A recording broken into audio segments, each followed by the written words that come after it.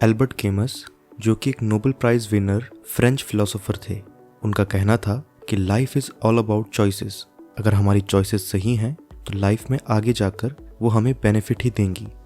पर सही चॉइसेस के लिए हमें अच्छे से इत्मीनान से सोचना चाहिए, जो कि मोस्ट इम्पॉर्टेंट चीज़ है हमारी लाइफ में।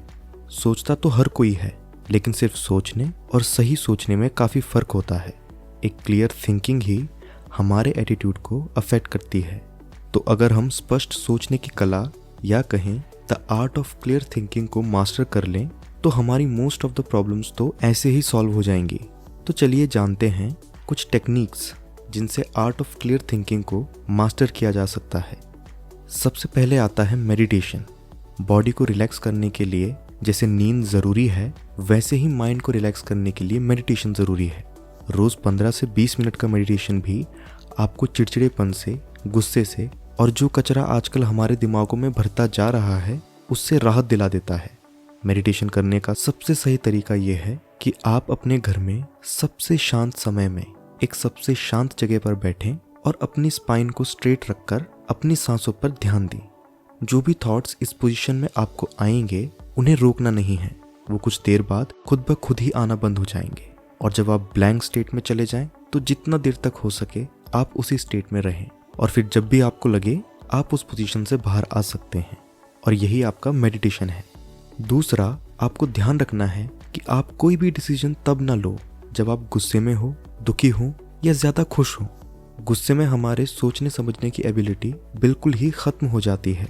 तो जब सेंस ऑफ रीज़न ही नहीं है तो कोई भी डिसीजन या चॉइस हमें नुकसान ही पहुंचाएगा। दुख में लिए गए डिसीजंस हमेशा दुख ही पहुंचाते हैं, क्योंकि उस समय हमारा दिमाग सिर्फ नेगेटिव बातों को ही बेस लेकर डिसीजन लेता है, जो कि अगेन फ्यूचर में हमें प्रॉब्लम्स ही देगा।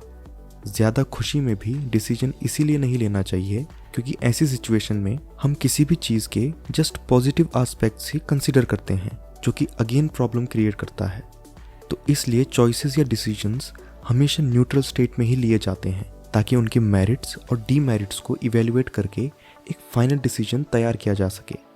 तीसरा और सबसे ज़्यादा ज़रूरी स्टेप है कि हम जो भी चॉइस या डिसीजन बना रहे हैं उसके लिए जितनी भी नॉलेज या इन्फॉर्मेशन इकट्ठी हो सकती है वो जमा करें, और फिर सब कुछ इवेल्युएट करके एक फाइनल डिसीजन तैयार करें।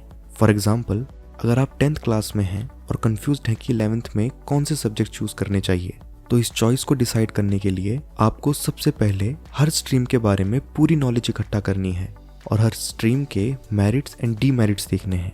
फिर जिसमें भी आपको लगे कि ये स्ट्रीम आपके ऑब्जेक्टिव को अचीव करवा सकती है तो आप उसको चूज़ कीजिए।